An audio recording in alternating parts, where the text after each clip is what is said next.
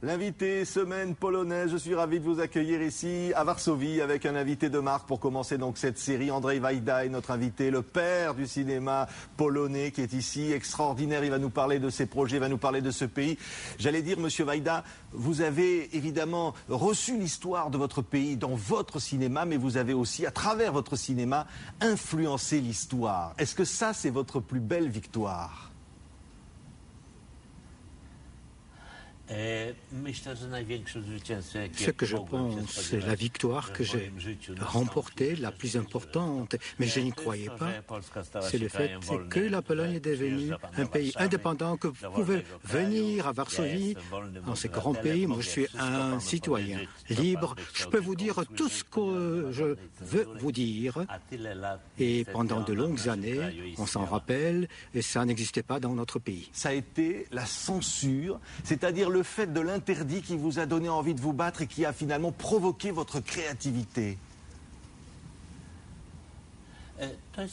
C'est tout à fait comme ça, comme vous dites, parce que la censure est intellectuelle.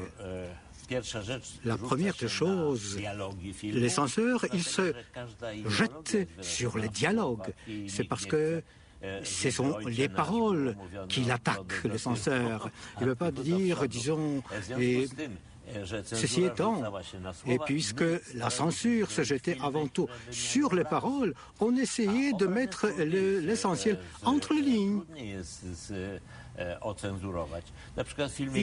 Et je prends l'exemple du film « Ils aimaient la vie ». Le canal en polonais. Il y a des héros, quelqu'un qui perd la vue, ils sont dans un canal, il y a derrière une grille, une sorte de rivière qui passe. Est-ce qu'on peut censurer ces fragments? Impossible. Mais ça aurait dû avoir lieu, parce que derrière les barreaux, il y a l'autre partie de Varsovie, la Prague, la rive droite, et là, c'est là qu'on peut trouver l'armée russe. Et le public polonais en était tout à fait conscient que derrière les barreaux, la grille, il y a l'armée. Mais la censure n'a jamais osé de me censurer sur ce point. Oui, le combat que vous amenez à travers ces films extraordinaires, L'Homme de Fer, les récompenses internationales, ce soutien, vous a amené finalement à imaginer votre pays autrement. Est-ce qu'aujourd'hui, ce pays est devenu un peu plus proche de ce que vous aviez rêvé qu'il soit à l'époque ? Ce que je pense, l'essentiel, ce que nous avons réussi à faire dans nos films polonais, c'est que les films polonais avaient un rythme différent par rapport aux films soviétiques. On s'efforçait que nos héros, Cybulski, jouaient avec toute l'énergie possible et qu'on attend quelque chose de nouveau. On attend un changement, pas comme dans les films soviétiques, assez lent, assez fréquent. On essayait d'y mettre du cœur et que notre cœur battait au rythme de la culture occidentale et des films que nous avons tant aimés et qui venaient de l'Occident. Et dans ce sens-là, les films polonais ont contribué à ce que notre société n'acceptait pas la réalité telle qu'elle était sous le joug soviétique. Et en résultat, par conséquent, ça nous a emmené à la création de cette force tout à fait inattendue telle qu'elle était, et là, la solidarité, Solidarność, qui a profondément marqué notre histoire. Et Lech Walesa, dont vous allez réaliser le premier film authentique avec des comédiens. Vous allez raconter le parcours de cet ouvrier électricien du chantier Lénine. Qu'est-ce que ça signifie pour vous, Andrzej Wajda, aujourd'hui, en 2011, de raconter Lech Walesa pour la Pologne d'aujourd'hui et pour le monde? Quel est le sens de cela? Le sens, il est tout à fait simple et clair. Walesa est le héros de notre temps, de nos temps. On n'en a pas d'autres. Ça nous plaît, à nous artistes, à nous intellectuels, c'est que l'histoire a choisi comme héros un simple électricien, un ouvrier. Et cet ouvrier, il avait été également façonné par nos films, par notre littérature, par notre tradition. Donc c'est le héros de nos temps.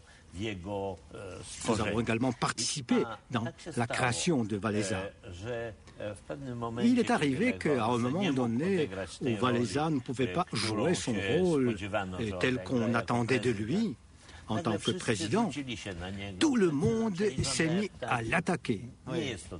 On l'a même accusé d'avoir été un espion.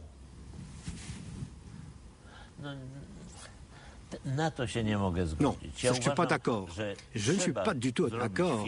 À mon sens, il faut faire un film au moment où il y a justement des accusations, des suspicions qui traînent derrière Wałęsa, de faire un film qui va nous montrer à nous tous que sans lui, sans Wałęsa, toutes ces modifications qui ont pris début à Gdańsk et qui nous ont emmenés à la liberté, sans lui, ça n'aurait pas été possible. Donc c'est son histoire. Autour, il y a eu justement des collaborateurs, mais ils avaient tous également leurs ambitions. Mais à mon sens, il faut montrer lui, d'autant plus qu'il voudrait être présent dans ce film. On va le montrer, quelques éléments de sa vie, il va être chargé d'interpréter certains événements historiques, et je tiens à montrer que tous les moments de sa vie qui l'ont créé, là où il a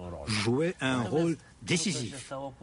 Ce qui est arrivé après, j'essaierai de l'éviter, de contourner cette histoire après 1990. Mais vous, Andrzej Wajda, c'est la mémoire. C'est-à-dire aujourd'hui, le risque c'est que la Pologne soit amnésique, qu'on oublie le passé, qu'on oublie la lutte.